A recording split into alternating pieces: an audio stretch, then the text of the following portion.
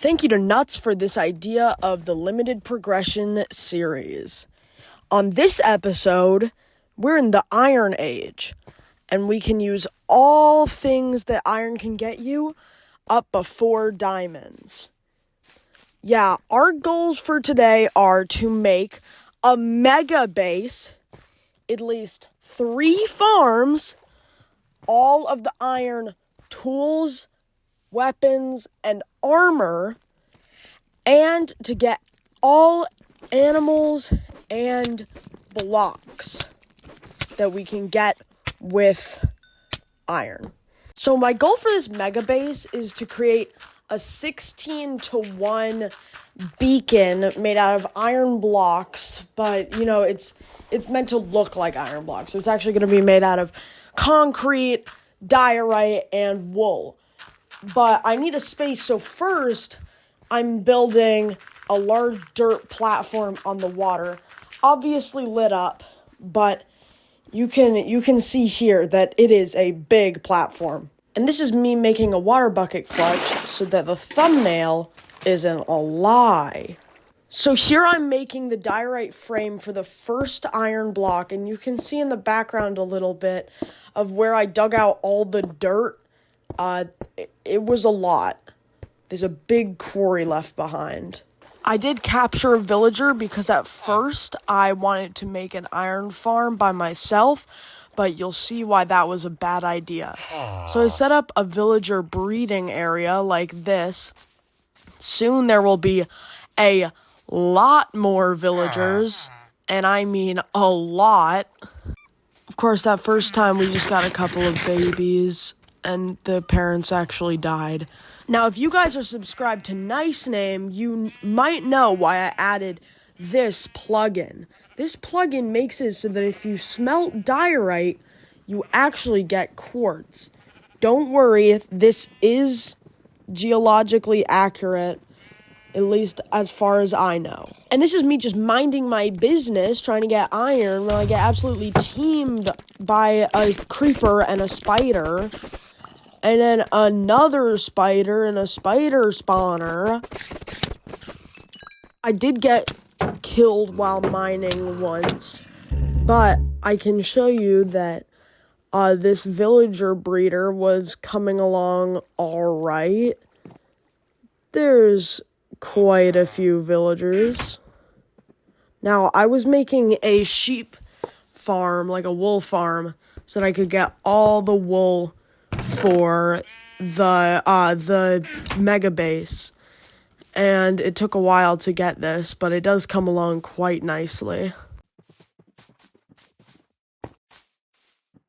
And yes, I got a pink sheep. Now, I sheared this sheep, and the sheep's name is actually Jellied Eels. Everybody say hi to Jellied Eels. Now, this was my first attempt at making an iron farm. I was trying to get a bunch of Fletchers. It's not gonna go great. How it feels to be able to get iron but not diamonds.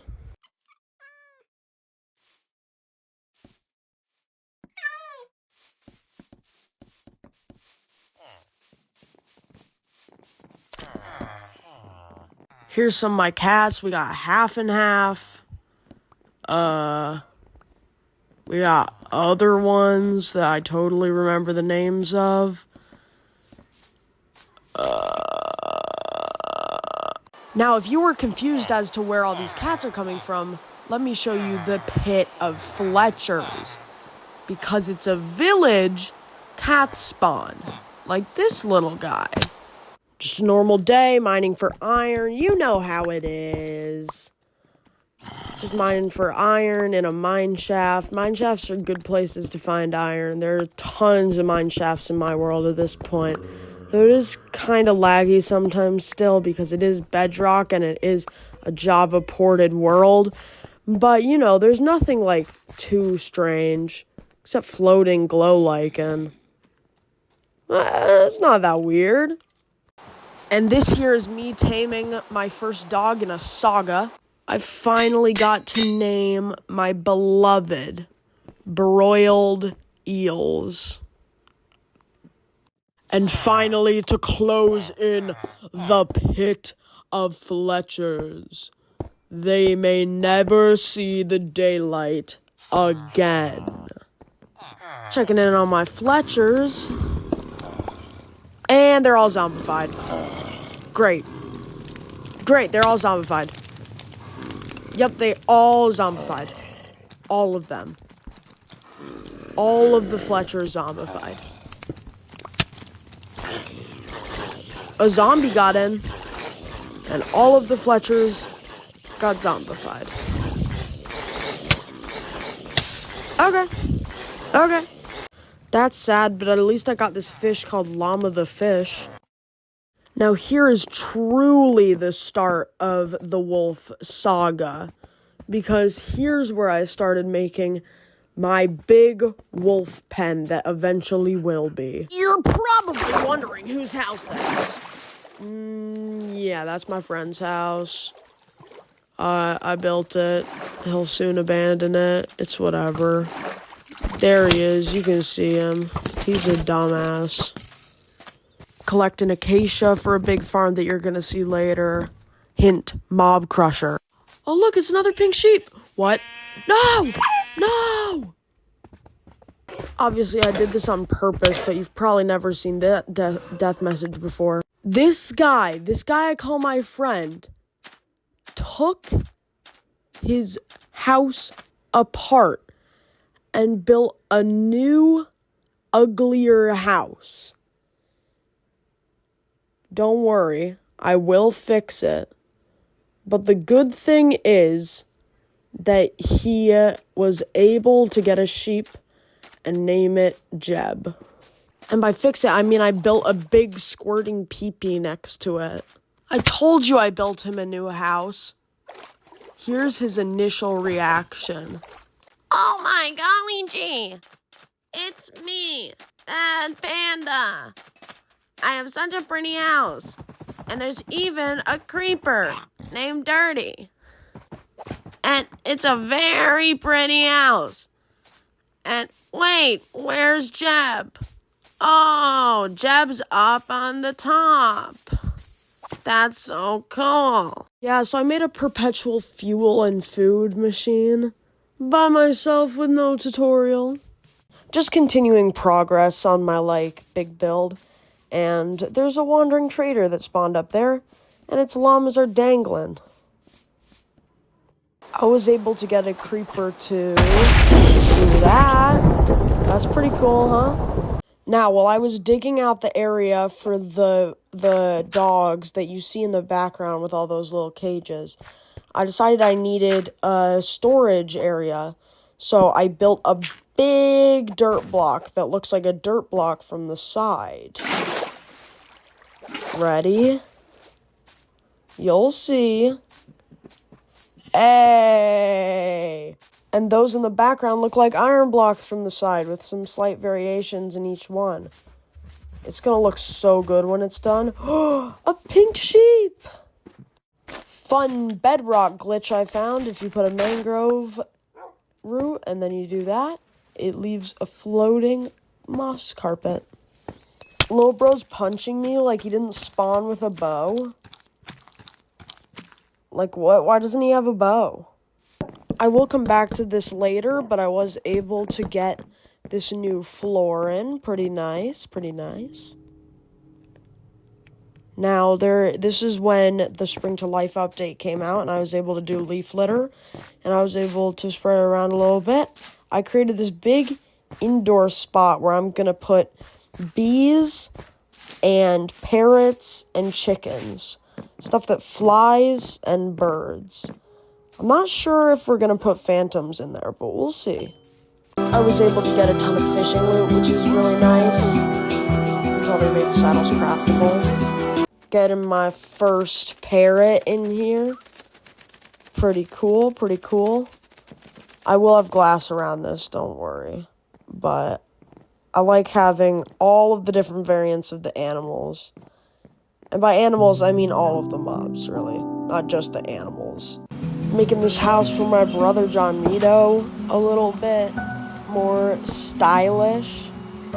Now I'm making this block museum on the water, which is going to be first mangrove fruits and then dirt, and then we'll work up probably down up to like stone and deep slate once we move further on. My brother said that there was something creepy in these woods, and I didn't really believe him. So, let's see. Oh! Yeah, that is a cow jockey. You've never seen a cow jockey before. You haven't. You simply haven't. You've never seen a cow jockey before. And yes, I am making a big spruce tree.